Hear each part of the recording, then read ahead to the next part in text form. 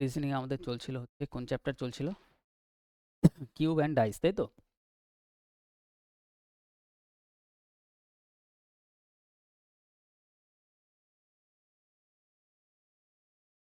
Second class.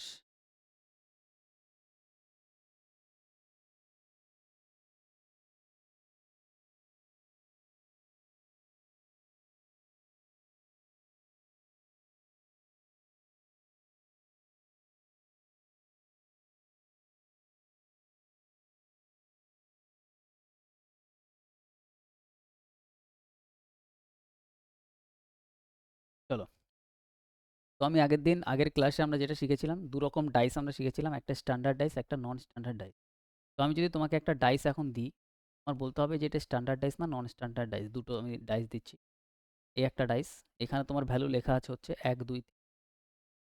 আর আরেকটা তোমার সামনে ডাইস আমি দিচ্ছি,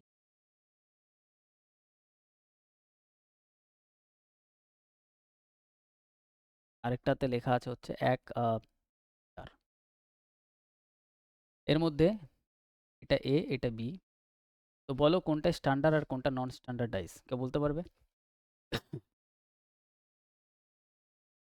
একদম যে বলেছো একদম সবার প্রথমে কারেক্ট বলেছো, এটা স্ট্যান্ডার্ড ডাইস আর এটা নন স্ট্যান্ডার্ড ডাইস। কীভাবে বুঝলাম আর ও কীভাবে বুঝলো? একদম সিম্পল ব্যাপার। যদি এগুলো যোগ করে কোথাও 7 চলে আসে তাহলে সেটা হবে নন স্ট্যান্ডার্ড ডাইস।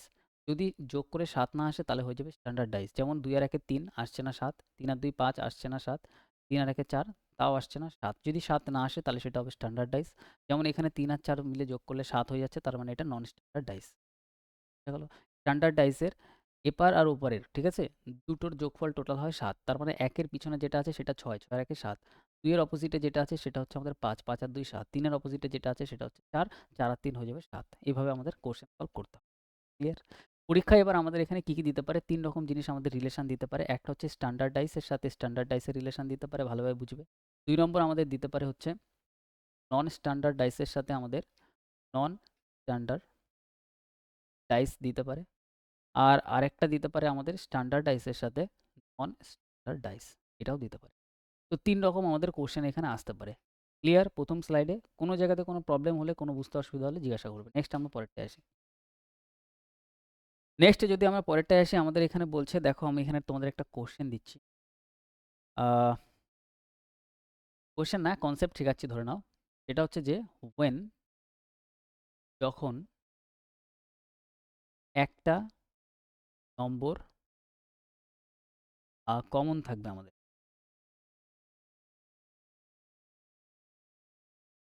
কমন থাকবে, দুটো আমাদের ডাইস দেবো, দুটো ডাইসের মধ্যে কম্প্যারিজন থাকবে, একটা নাম্বার আমাদের কমন থাকবে। সেই ক্ষেত্রে আমরা কীভাবে সলভ করব? এই একটা ডাইস আমাদের, আরেকটা ডাইস এটা আমাদের সামনে। আর এই যে ডাইসটা আমরা দেখতে পাচ্ছি এখানে লেখা আছে 1 2 3। আরেকটা যেটা ডাইস আছে সেখানে আমাদের লেখা আছে 1 4 5। ঠিক আছে? এবার আমাদের এখানে বলছে অপোজিট ফেসে কোনটা থাকবে। অপোজিট ফেস আমাদের বার করতে হবে। একটার অপোজিটে কোনটার কোনটা অপোজিটে আছে বার করতে হবে।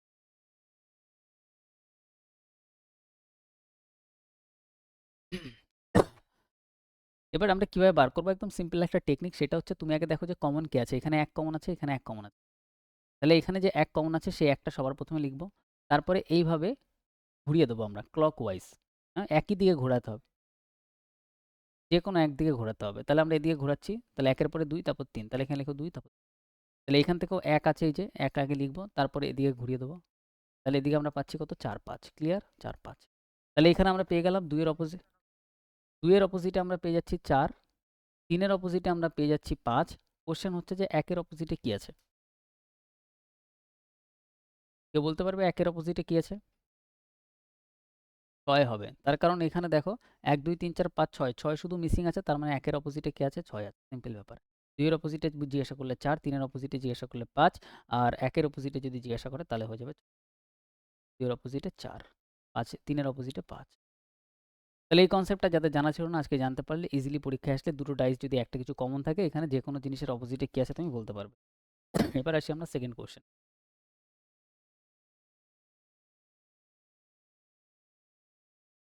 সেকেন্ড কোশ্চেন আমাদের এখানে কি বলছে? সেকেন্ড কোশ্চেন আমাদের এখানে বলছে যে ABCDEF একটা ডাইস আছে। ক্লিয়ার? আমাদের এর অপোজিটে কি আছে আমাদের বলতে হবে। আর এখানে ডাইসটা আমাদের এরকমভাবে দেওয়া আছে।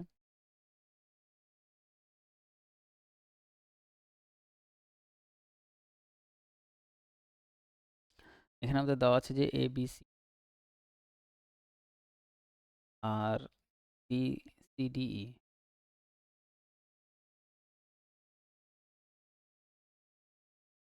তোমাদের এখানে বলতে হবে যে এর অপোজিটে কি আছে, বি এর অপোজিটে কি আছে, আর সি এর অপোজিটে কি আছে।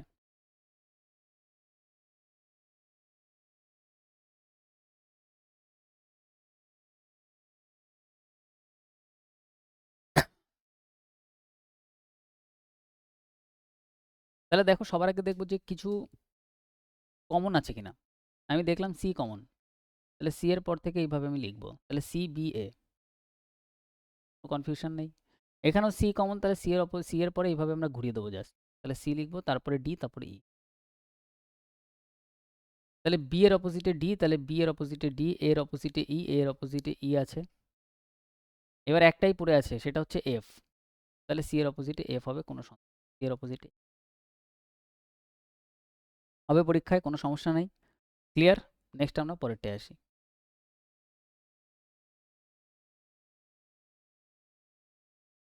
নেক্সট আরেকটা কোশ্চেন দিচ্ছি এখানে, 3 নম্বর কোশ্চেন। এখানে আমাদের ডাইস দেওয়া আছে।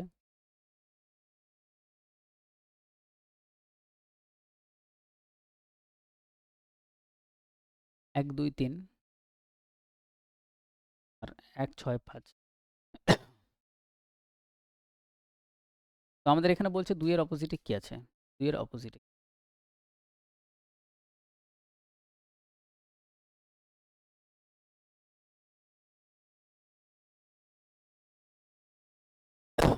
6 বলছো, তাই তো?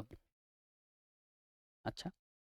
তাহলে এখানে আমরা কি পাচ্ছি? কমন কিছু পাচ্ছি, 1 পাচ্ছি। তাহলে 1 2 3, 1 6 5। 2 এর অপোজিটে তাহলে কি আছে? 6। একদম সিম্পল। যদি জিজ্ঞাসা করে 3 এর অপোজিটে কি আছে? 3 এর অপোজিটে তাহলে আমাদের 5 আছে। যদি বলে 1 এর অপোজিটে কি আছে? 1 এর অপোজিটে কি হবে? 4 হবে, একদম। 1 এর অপোজিটে তাহলে 4 হবে। দেখো এটা যদি আমরা ভালোভাবে দেখি, এটা একটা স্ট্যান্ডার্ডাইজ, কোনো কিছুর যোগফল 7 হচ্ছে না। আর এটা যদি আমরা দেখি 6 এর আগে 7 হচ্ছে, এটা একটা নন। কোশ্চেন করতে করতে এগুলো আস্তে আস্তে ব্রেনে ক্লিক হবে যে এটার মধ্যে এটা আছে, এটার মধ্যে এটা। বোঝা গেল? আর বাকি এক্সাম পাস করা কিন্তু সোজা, বেশি চাপ নিতে হবে না, ইজিলি যা করাচ্ছি করতে থাকো। নেক্সট আমরা পরেরটায় আসবো। এখানে আমাদের বলছে যখন দুটো নাম্বার কমন,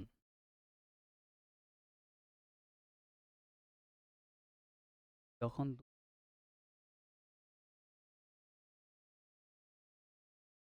যদি দুটো নম্বর কমন থাকে আমরা কি করব? তাহলে দেখি।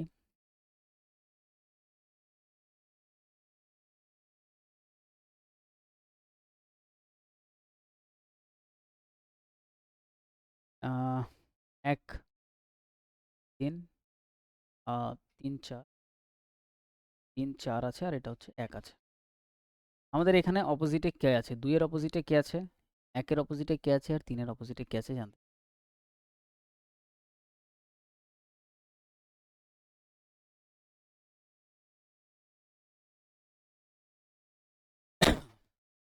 দেখো আমি আগে শিখাই।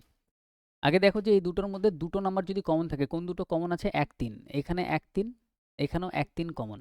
তাহলে মাথায় রাখবে 2 এর অপোজিটে অলওয়েজ 4 হবে। যদি দুটো কমন, সেইটা যদি কমন হয়ে যায়, বাকি যেটা পড়ে আছে সেটা একটার একটা অপোজিটে হবে। তাহলে আমরা এখানে ডাইরেক্ট একটা কনসেপ্ট পেলাম, সেটা হচ্ছে 2 এর অপোজিটে 4। তাহলে 2 এর অপোজিটে 4 লেখো। এবার 1 এর অপোজিটে কি হবে? দেখো 1 এর অপোজিটে কিন্তু 3 হতে পারবে না, কারণ 1 আর 3 একসাথে দেখা যাচ্ছে। তাহলে 1 এর অপোজিটে 3 আমাদের হবে না। 1 এর অপোজিটে আমি জানি 2 ও হবে না, কারণ 2 এর অপোজিটে 4, আর এখানে 4 ও হবে না। ঠিক আছে? 2 আর 4 হবে না, 1 এর অপোজিটে 3 হবে না, 3 দেখা যাচ্ছে। তাহলে 1 এর অপোজিটে কি কি পসিবল? 5 আর 6 পসিবল, হ্যাঁ কি না? একদম। তাহলে এখানে আমরা লিখবো, এখানে 5 পসিবল আর 6 পসিবল। সেরকমভাবে 3 এর অপোজিটে 5 পসিবল আর 6। যে দুটো দেখা যাচ্ছে না সেই দুটোই পসিবল। বোঝা গেল? এইখানে যে দুটো আমরা দেখতে পাচ্ছি না, এই দুটোর অপোজিটে সেই বাকি দুটোই পসিবল, যে কোনো একটা হতে পারে। ক্লিয়ার? সমস্যা নাই। নেক্সট আমরা পরেরটায় আসি।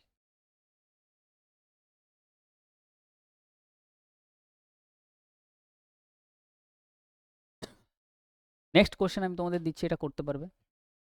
এখানে আমাদের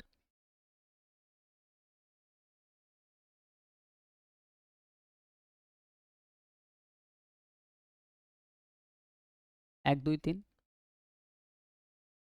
3 5 1। এবার আমাদের বলছে 1 এর অপোজিটে কি আছে। 1 এর অপোজিটে কি আছে, 1 এর অপোজিটে কি আছে, এটা আমাদের অপশন আছে A, B, C, D. Option A তে আছে হচ্ছে 2 3 5 6। 3 5। বুদ্ধি লাগাও, বুদ্ধি লাগিয়ে ট্রাই করো। কয় বলছো? দেখি। দেখো আমি এখানে 1 3 কমন দেখতে পাচ্ছি, 1 3 কমন দেখতে পাচ্ছি, তাহলে 2 এর অপোজিটে 5 আমি পাচ্ছি। তাহলে আমাদের এখানে লাগবে 1 এর অপোজিটে কি আছে। তাহলে 1 এর অপোজিটে কি দেখা যাচ্ছে না? 1 এর অপোজিটে আমাদের এখানে দেখা যাচ্ছে না, দেখা যাচ্ছে না 4 আর 6। তাহলে 4 ও থাকতে পারে, 6 ও থাকতে পারে। এবার 4 তো আমাদের অপশনেই নেই। অপশনে কি আছে? 6 আছে। তাহলে 6 আমাদের কারেক্ট অ্যান্সার হবে। বোঝা গেল কেন 6 কারেক্ট অ্যান্সার হবে? যদি অপশন আরেকটা দিত যে এখানে অপশনে বলতো যে 4 और 6 আর 6 ও অপশনে থাকতো, তাহলে সেই ক্ষেত্রে আমরা এইটা কিন্তু অ্যান্সার করতাম যে 4 আর 6 বেশি কারেক্ট এইটা। 4 ও হতে পারে, 6 ও হতে পারে। বোঝা গেল? সবকিছু কনফিউশন ক্লিয়ার? যদি এটা অপশনে না থাকে তাহলে অ্যান্সার আমাদের এইটা হয়। নেক্সট আমাদের পরেরটায় আসবো।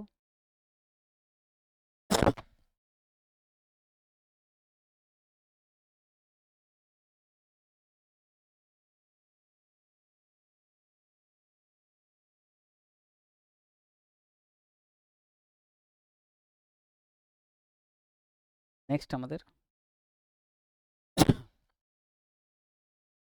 যখন অল নাম্বার, সব নাম্বার আলাদা আলাদা।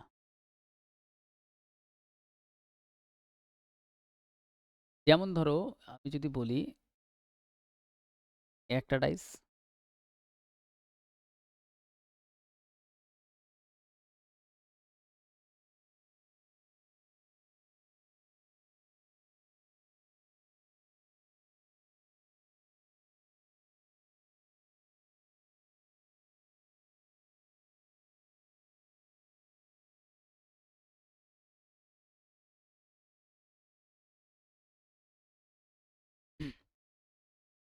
তো এখানে আমাদের বলছে 1 2 3 4 5 6।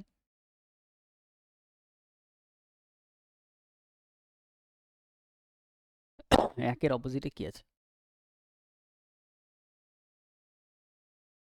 এর অপোজিট।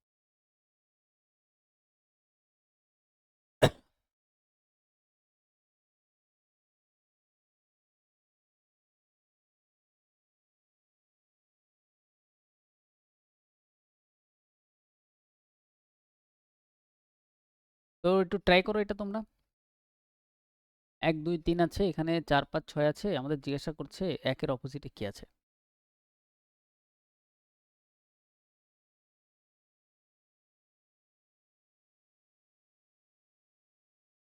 বলো।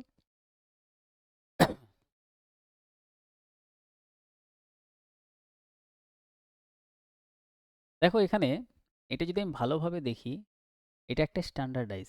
কোনো কিছু যোগফল 7 না। এটাও যদি ভালোভাবে দেখি, একটারও যোগফল 7 না, তার মানে এটাও একটা স্ট্যান্ডার্ডাইজ। ঠিক আছে? তো এই কোশ্চেন হয় স্ট্যান্ডার্ডাইজ স্ট্যান্ডার্ডাইজ দিতে পারে, আর না হলে নন স্ট্যান্ডার্ড আর নন স্ট্যান্ডার্ডই দেবে। যদি আলাদা আলাদা সবকটা কিছু দেয়, কখনো স্ট্যান্ডার্ড নন স্ট্যান্ডার্ড একসাথে দেবে না। তাহলে এখানে আমরা যেহেতু জানি স্ট্যান্ডার্ডাইজে দুটোর যোগফল 7 হয়, তাহলে একের অপোজিটে অবভিয়াসলি কত থাকবে? 6। যদি জিজ্ঞাসা করতাম 2 এর অপোজিটে তাহলে বলতে 5। যদি জিজ্ঞাসা করতাম 3 এর অপোজিটে তাহলে বলতে। Simple question. ক্লিয়ার? সমস্যা সমাধান।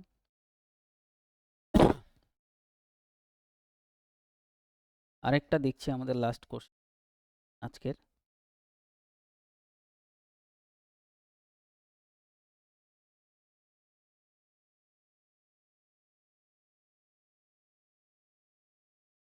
আরেকটা লাস্ট কোশ্চেনে আসো।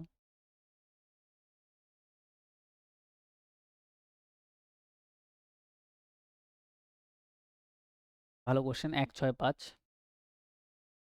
আর 3 4 2। ওকে। আমাদের জিজ্ঞাসা করছে একের অপোজিটে কি আছে। দেখো এখন জয়েন করছে, আর জয়েন করে লাভ নেই। ১ এর অপোজিটে কি আছে?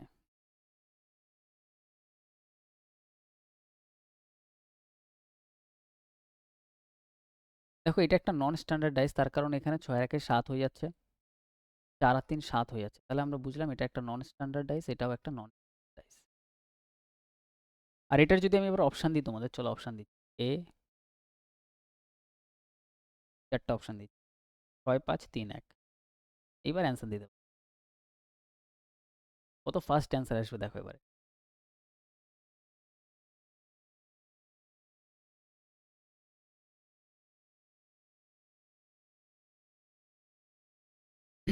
তিন বলছো, আর একদম কারেক্ট বলছো। কিভাবে ৩ বললা তুমি? দেখো সিম্পল, তোমরা একটু লজিক লাগাও যে ১ এর অপোজিটে ৬, ৫ তো থাকবে না, কারণ দেখা যাচ্ছে তাই।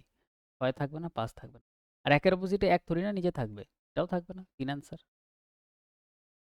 বোঝা গেল? হয় এগুলোর অ্যান্সার এইভাবে আসবে ডাইরেক্ট, আর যদি এরকমও অপশানে না থাকে তাহলে মাথায় রাখবে ১ এর অপোজিটে ৩, ৫ এর অপোজিটে ২, ৬ এর অপোজিটে ৪, ডাইরেক্ট এভাবে থাকবে। ক্লিয়ার? বোঝা গেল কনসেপ্টটা আমি কি বলতে চাইলাম? এটার অপোজিটে এটা, এটার অপোজিটে এটা, এটার অপোজিটে এটা হবে। ওকে? তাহলে আজকের মতন ক্লাস আমাদের এইখানে কমপ্লিট। যারা ক্লাস করলে তারা শিখতে পারলে, আর যারা আজকে ক্লাস করলো না, কারণ গ্রুপে তো আছে অনেকজন, সবাই তো ক্লাস করে না, তারা পরে কমেন্ট করবে স্যার ক্লাস হচ্ছে না, এই না সেই না। কমেন্টগুলো তোমরা পড়তে পেরেছো আগের দিন, আমি ডিলিট করি নাই।